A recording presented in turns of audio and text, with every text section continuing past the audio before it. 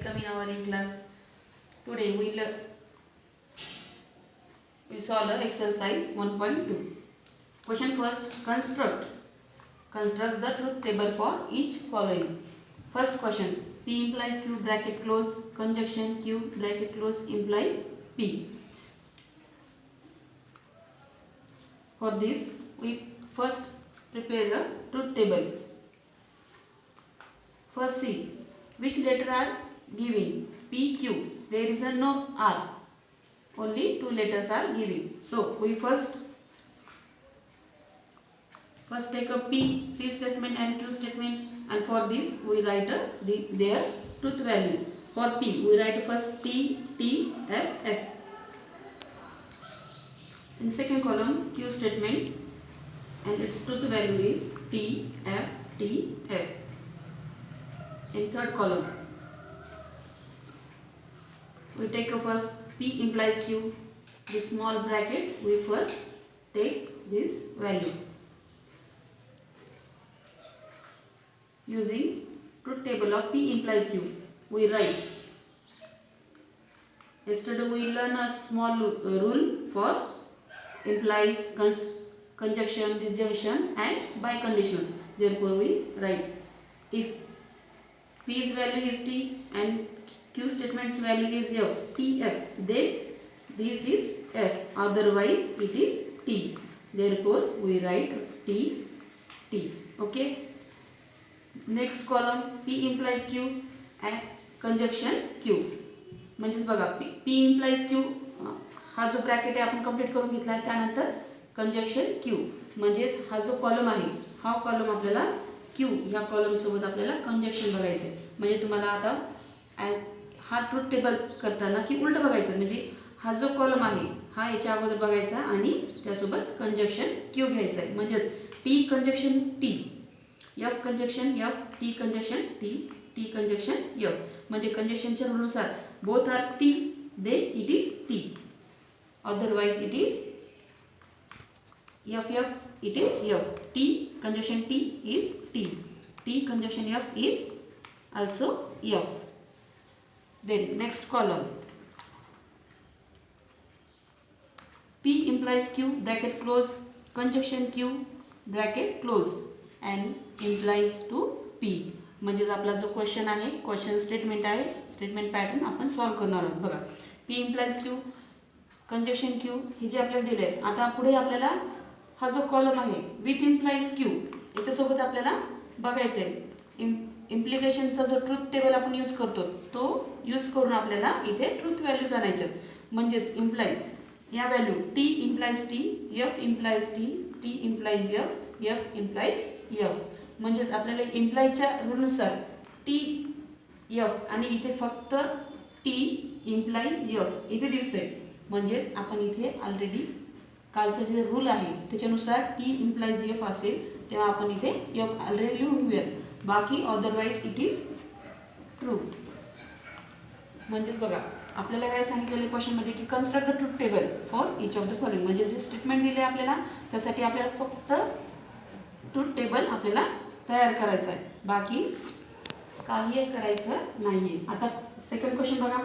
Second question आहे पण हा थर्ड क्वेश्चन बुकमधला थर्ड क्वेश्चन आहे, पण इथे थोडा वेगळ्या पॅटर्नचा आहे म्हणून तुम्हाला सॉल्व करून दाखवते. क्वेश्चन बघा. P conjunction Q bracket close, biconditional into another bracket Q disjunction R bracket close. आता इथे बघा आपण मी इथे अगोदर ट्रूथ टेबलसाठी जो टेबल आहे तो आपण घेतलेला आहे. त्यानुसार आपल्याला अगोदर पाहायचं की क्वेश्चनमध्ये P, Q आणि इथे R देखील स्टेटमेंट लेटर दिलेलं आहे. अगोदरच्या क्वेश्चनमध्ये काय होतं की P आणि Q दोनच दिले होते म्हणून आपण त्यांची truth value T, T, F, F अशा घेतल्या होत्या.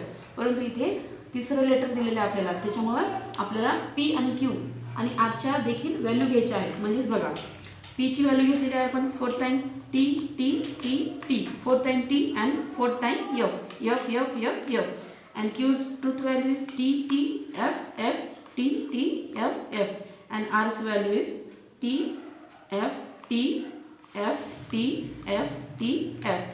ह्या आपण तिन्ही कॉलममध्ये P, Q, Rच्या ट्रूथ व्हॅल्यू लिहून घेतलेल्या आहेत. त्यानंतर left side T conjunction Q आता पी कंजक्शन क्यूच्या रूलनुसार आपल्याला बघा पी आणि क्यू हे जे दोन कॉलम आहेत त्याच्यानुसार आपल्याला बघायचं आहे की जेव्हा दोन्हीही कंजक्शनसाठी काय रूल होता की both are T true then it is true.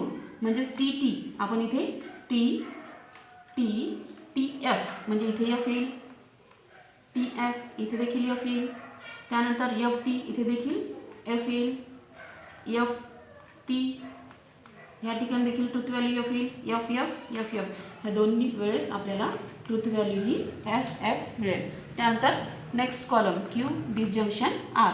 Disjunction R डिसजंक्शनच्या रूलनुसार काय होतं की both are F both are false then it is false. बघा इथे क्यू आर कॉलम आहे याच्यामध्ये बघा टी टी आहे म्हणजेच हे ट्रू येईल, टी एफ म्हणजेच हे टी येईल, F T T F F. हां आता हे बघा both are F then it is F. इथे आपण एफची व्हॅल्यू घेऊया. Both are T okay it is T, T F T F T T and both are F then it is F. Last column बघा P conjunction Q bracket close by conditional Q disjunction R. आता हा first column first bracket आणि हा second bracket आपण solve करून घेतलेला आहे. त्याच्यानुसार आपल्याला क्वेश्चनमध्ये काय दिले बाय कंडिशनल दिलेली ही कंडिशन दिली आहे आणि हा बाय कंडिशनल ट्रूथ टेबलनुसार आपल्याला इथे व्हॅल्यू फाइंड करायची. म्हणजेच बघा बाय कंडिशनलच्या रूलनुसार काय आहे की बोथ आर सेम व्हॅल्यूज. म्हणजेच जेव्हा पहिला जो स्टेटमेंट पॅटर्न आहे आणि सेकंड स्टेटमेंट पॅटर्न आहे किंवा लेटर आहे त्यांची व्हॅल्यू जर सेम असेल तेव्हा ते ट्रू असतात, अदरवाईज इट इज फॉल्स. म्हणजे बघा याची व्हॅल्यू टी टी आहे म्हणजे इथे टी येईल, इथे देखील टी येईल, बोथ आर ट्रू म्हणजे बोथ आर सेम आहेत. F T no it is F, F F yes it is F, F T it is F, F T it is F, F T it is F, F F it is true. आणि आपल्याला काय सांगितलेलं की construct the truth table, only construct the truth table. म्हणजेच आपल्याला काय सांगितलेलं आहे की ट्रूथ टेबल तयार करा, अदरवाईज बाकी काही करायचं नाही. आणि हेच आपण कन्स्ट्रक्ट आपला जो टेबल आहे आपण तयार केलेला आहे. क्वेश्चन फर्स्टमध्ये आपण फर्स्ट आणि थर्ड क्वेश्चन पाहिलेला आहे आणि एकूण 10 क्वेश्चन आहेत. तर तुम्ही काय करा बाकीचे क्वेश्चन जे आहेत सॉल्व करण्याचा प्रयत्न करा, ते टेबल तयार करण्याचा प्रयत्न करा. नाही आला तर मला विचारा व्हॉट्सअपवर आपला जो ग्रुप आहे त्याच्यावर विचारण्याचा प्रयत्न करा किंवा कॉल केला तरी चालेल. आता आपण सेकंड क्वेश्चन बघूया. सेकंड क्वेश्चन बघा using the truth table prove the following equivalence. म्हणजे इक्विव्हॅलन्स आपल्याला दोन्ही जे साईड आहेत R H S and L H S आणि आर एच एस ज्या इक्वल आहेत की नाही आपल्याला प्रूव्ह करायचं. म्हणजे बघा येथे देखील आपल्याला ट्रूथ टेबल तयार करायचं आहे. त्यानुसार मी ट्रूथ टेबल थोडासा पार्ट करून घेतलेला आहे. बघा क्वेश्चन काय negation P conjunction Q equivalent to P disjunction Q bracket close conjunction negation P. म्हणजेच बघा आता इथे पी क्यू आर दिलेली नाही आहे. म्हणजेच पी क्यू हे दोन स्टेटमेंट लेटर दिलेले आहेत.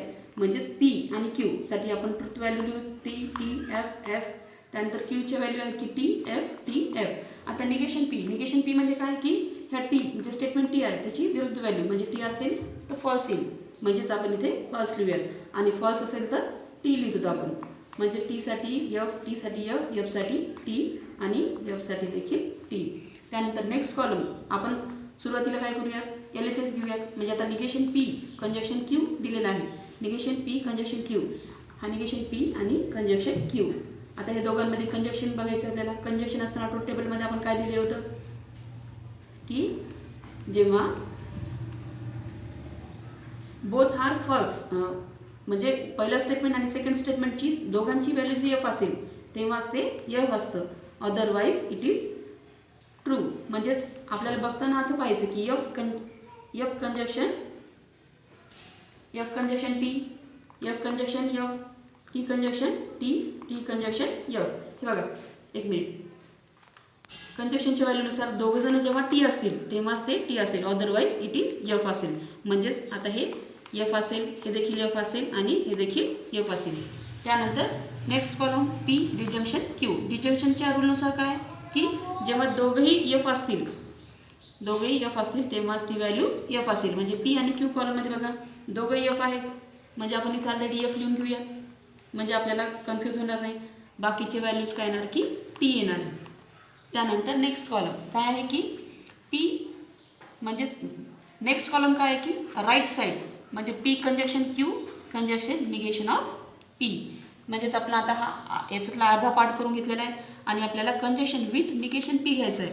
म्हणजेच हा जो कॉलम आहे आपल्याला हा थर्ड कॉलमसोबत कंजक्शन रूलनुसार आपल्याला बघायचं आहे काय येतं ते. मग आता कंजक्शनच्या रूलनुसार दोघं जण जेव्हा टी असतील तेव्हाच टी आन्सर येईल. म्हणजेच T F T F T म्हणजेच हा जो कॉलम आहे त्याच्यामध्ये टी कंजक्शन टी असेल तेव्हा आपल्याला जे आहे व्हॅल्यू टी येईल. अदरवाईज ही काय येईल एफ येणार आहे.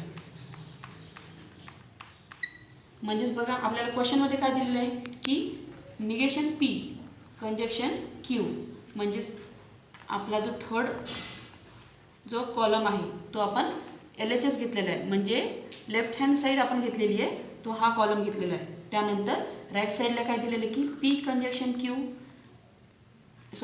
Disjunction Q bracket close conjunction negation P म्हणजेच हा कॉलम आहे.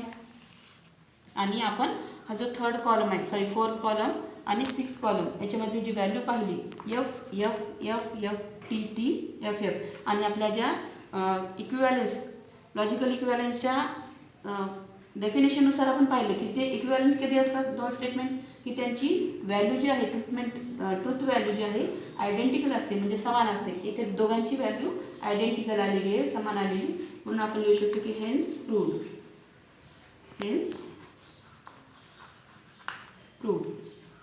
त्यानंतर सेकंड क्वेश्चन बघा.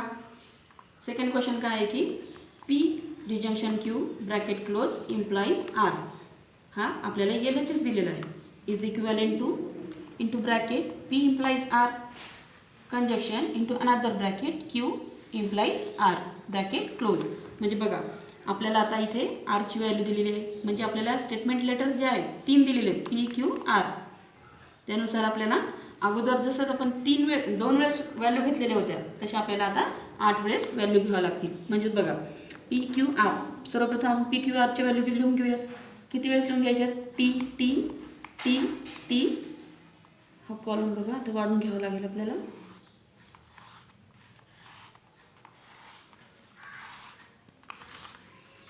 टी फोर्थ टाईम आणि एफ देखील फोर्थ टाईम म्हणजे 4 वेळेस आपल्याला हे लिहून घ्यायचं आहे.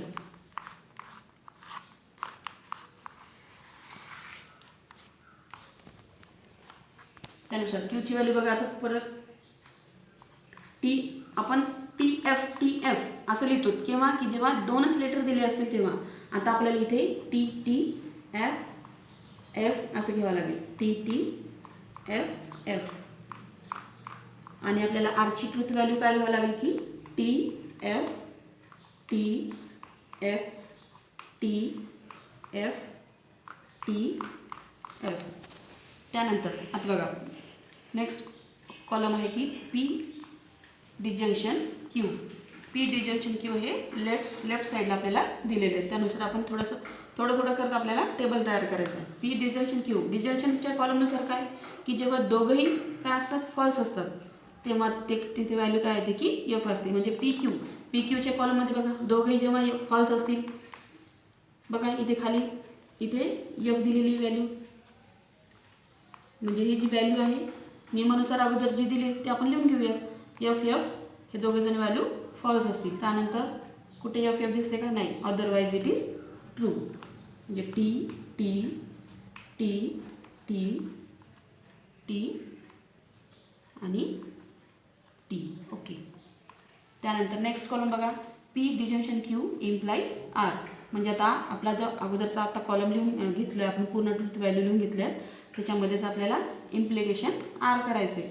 म्हणजेच हा जो कॉलम आहे P disjunction Q with implies R. इम्प्लिकेशनच्या रूलनुसार आपण काय करतो की एक मिनिट आता हा जो आहे कॉलम आपण इथे डायरेक्ट आन्सर लिहून घेऊयात. इम्प्लिकेशनच्या नुसार टी एफ जेव्हा असेल तेव्हा तिथे व्हॅल्यू काय असते की एफ असते. म्हणजे आपल्याला उलटं पाहायचं की टी आहे ओके ठीक आहे टी एफ म्हणजे आपण टी इम्प्लाइज एफ घेणार आहोत, म्हणजे तिथे व्हॅल्यू काय येणार आहे की एफ येणार आहे. त्यानंतर T F no T F इथे एफ येईल. टी टी टी एफ इथे देखील एफ व्हॅल्यू येईल. टी एफ नाही, म्हणजे बाकी ठिकाणी आपली व्हॅल्यू काय येणार आहे की टी येणार आहे.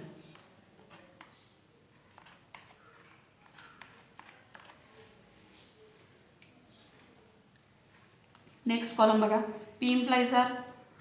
आताच रूल म्हणजे आता आपण राईट साईडमध्ये जात आहोत, म्हणजे राईट साईडचे जे ब्रॅकेट आहेत आपण ते सॉल्व्ह करून घेऊयात, त्यांची ट्रुथ व्हॅल्यू लिहून घेऊयात. P implies R, P implies R. आता पी कॉलम आणि आर कॉलमनुसार आपण इथे ट्रुथ व्हॅल्यू घेणार आहोत. म्हणजे तेच टी एफ जिथे असेल तिथे आपण एफ लिहून घेऊयात अगोदर. टी एफ इथे एफ आहे, ओके ठीक आहे. त्यानंतर टी एफ कुठे आहे बघा, टी एफ ओके.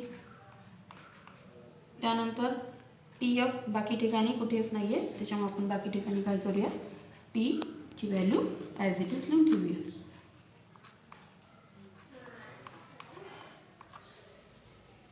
त्यानंतर नेक्स्ट कॉलम बघा, P implies R sorry Q implies R. आता क्यू इम्प्लाइज आर मध्ये इथे देखील ह्या दोन कॉलमनुसार म्हणजे क्यू कॉलम आणि आर कॉलमनुसार आपल्याला इथे व्हॅल्यू घेऊन टाकायचे आहेत. बघा जिथे टी एफ असेल तिथे एफ लिहून टाका अगोदर. टी एफ हे बघा टी एफ इथे देखील आहे.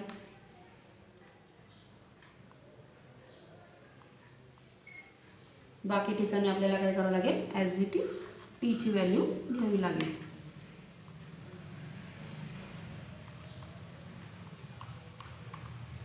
त्यानंतर लास्ट कॉलम म्हणजे आपला जो क्वेश्चन आहे आपण तो सॉल्व्ह करूयात, म्हणजे R H S side. P implies R हा आपला कॉलम झालेला आहे, ट्रुथ व्हॅल्यू याच्या घेतलेल्या आहेत आपण. क्यू इम्प्लाइज आरच्या व्हॅल्यू देखील घेतलेल्या आहेत. आणि आता लास्ट कॉलम म्हणजे आपली आर एच एस म्हणजेच राईट हँड साईड आपण आता घेऊयात. P implies R conjunction Q implies R. आता हे जे दोन कॉलम आहेत ह्या दोन कॉलममध्ये आपल्याला काय करायचं आहे की कंजक्शन रूल वापरून आपल्याला इथे ट्रुथ व्हॅल्यू आणायचे आहेत. म्हणजे ट्रुथ व्हॅल्यू टी कंजक्शनच्या रूलनुसार काय की जेव्हा दोघे टी असतील तेव्हाच काय होईल की ती व्हॅल्यू टी येईल, अदरवाईज ती व्हॅल्यू फॉल्स असेल. बघा इथे टी आले का, एफ एफ नाही, T T yes here is T, F T T T okay, T T खाली टी आहे दोन्ही ठिकाणी. आणि बाकी ठिकाणी आपल्याला काय करायचं आहे, एफ लिहून घ्यायचं आहे. एफ लिहून घ्यायचं म्हणजे आपण रूलनुसार लिहून घेत आहोत. म्हणजेच बघा आपला जो क्वेश्चन होता P conjunction Q P disjunction Q implies R, म्हणजे हा जो कॉलम आहे हा येलो कलरने घेतलेला आहे तो आपण ट्रुथ व्हॅल्यू.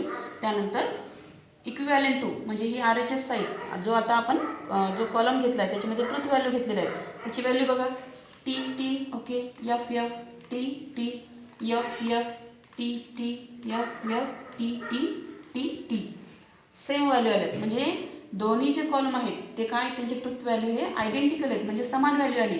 म्हणजेच हे दोन हे जे स्टेटमेंट आहेत स्टेटमेंट पॅटर्न्स आहेत ते इक्विव्हॅलेंट आहेत. आणि आपण लास्टला आपण असं लिहू शकतो की hence it is proved that, hence proved.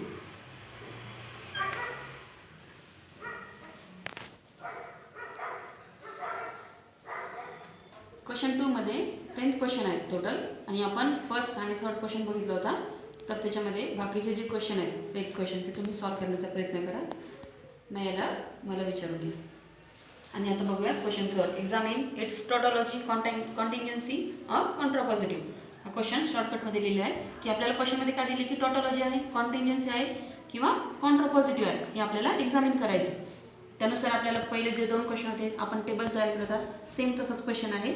आणि आपल्याला फक्त जेव्हा टॉटॉलॉजी म्हणजे सगळी जी व्हॅल्यू येईल क्वेश्चनची या स्टेटमेंट पॅटर्नची ती टी टी आली तर टॉटॉलॉजी असेल, एफ एफ आलं तेव्हा की कॉन्ट्रापॉझिटिव्ह असेल, आणि जर दोन्ही जर नाही आलं तर तेव्हा ते काय असेल, कॉन्टिन्जन्सी असेल. बघा क्वेश्चन काय दिलेला आहे की P conjunction Q bracket close implies into bracket Q disjunction P bracket close.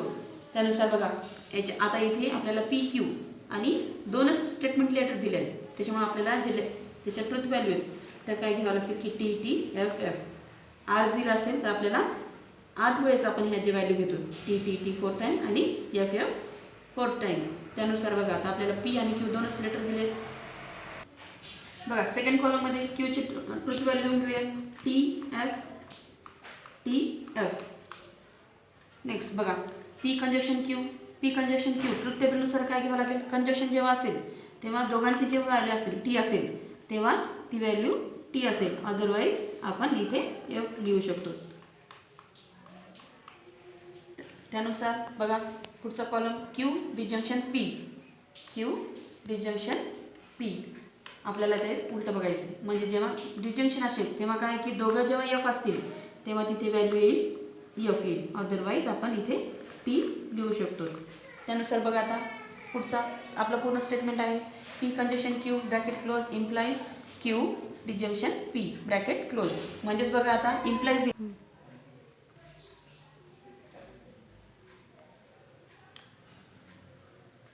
हा जो कॉलम आहे याच्यामध्ये आपल्याला पी कंजक्शन क्यू म्हणजेच आपला हा थर्ड कॉलम आणि फोर्थ कॉलममध्ये आपल्याला इम्प्लिकेशन घेऊन आपल्याला इथे ट्रुथ व्हॅल्यू फाइंड करायचे आहेत.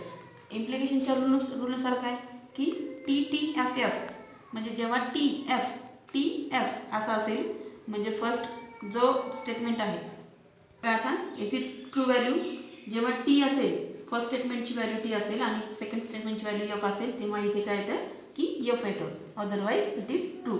आता इथे टी एफ असं कुठे दिसत नाही, म्हणजेच हे जे आहे truth value T T T असे येतील. म्हणजे जेव्हा आपला जो क्वेश्चन पॅटर्न आहे स्टेटमेंट पॅटर्न आहे त्याची value total T T T येतात, म्हणजेच हे काय टॉटॉलॉजी आलेलं आहे. म्हणजे आपण असं लिहू शकतो की hence the given statement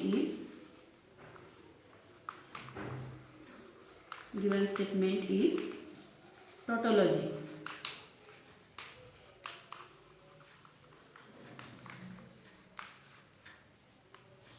second question बघा. सेकंड क्वेश्चन म्हणजे हा क्वेश्चनमधला थर्ड क्वेश्चनमधला फोर्थ क्वेश्चन आहे. बघा P by conditional Q bracket close conjunction into other bracket P implies negation Q bracket close. बघा आता इथे आपल्याला आर स्टेटमेंट लेटर दिलेलं नाही आहे, त्याच्यामध्ये आपल्याला फक्त पी आणि क्यू हे दोन स्टेटमेंट लेटर दिले आहेत. त्यानुसार आपण आता यांची ट्रुथ व्हॅल्यू लिहून घेऊया. टी टी एफ एफ क्यूची व्हॅल्यू टी एफ त्यानंतर निगेशन पी म्हणजे क्यू जे स्टेटमेंट आहे त्याचं निगेटिव्ह व्हॅल्यू घ्यायचे की एफ टी एफ टी. त्यानंतर next P by conditional Q किंवा पी डबल इम्प्लाइज क्यू. म्हणजे आता याच्या नियमानुसार काय की जेव्हा दोघंही सेम असतील म्हणजे दोघांची व्हॅल्यू जेव्हा सेम असेल तेव्हा तिथे व्हॅल्यू टी येते, अदरवाईज आपण इथे फॉल्स लिहितो. त्यानंतर पी इम्प्लाइज निगेशन क्यू. बघा पी इम्प्लाइज आहे म्हणजे टी एफ जिथे आले तिथे एफ लिहून टाकायचं. टी एफ म्हणजे इथे एफ घेऊन टाकूया टी, बाकी ठिकाणी आपल्याला इथे टी घ्यावं लागेल. त्यानंतर next column P by conditional Q conjunction into bracket P implies negation Q. म्हणजेच आपला हा जो फोर्थ कॉलम आणि फिफ्थ कॉलममध्ये आपल्याला कंजक्शनची व्हॅल्यू फाइंड करायची. म्हणजे बघा कंजक्शननुसार काय की जेव्हा दोघेही टी व्हॅल्यू असेल, टी व्हॅल्यू आहे का, जिथे टी व्हॅल्यू असेल तेव्हा तिथे कंजक्शननुसार आपण टी व्हॅल्यू घेऊ शकतो, बाकी ठिकाणी आपण एफ व्हॅल्यू लिहू शकतो. म्हणजेच बघा आता इथे आपला जो थर्ड कॉलम आहे त्याची व्हॅल्यू आली की एफ एफ एफ टी. म्हणजे इथे याची व्हॅल्यू टोटली ट्रू नाही आणि टोटली एफ देखील नाही आहे. म्हणजे दोन्ही व्हॅल्यू ज्या आहेत एफ आणि टी ह्या मिक्सअप आहेत. म्हणजेच हे जे आहे गिवन स्टेटमेंट काय आहे की हे कॉन्टिंजन्सी आहे. लास्ट आन्सर आपल्याला लिहायचं की द गिवन स्टेटमेंट इज कॉन्टिंजन्सी.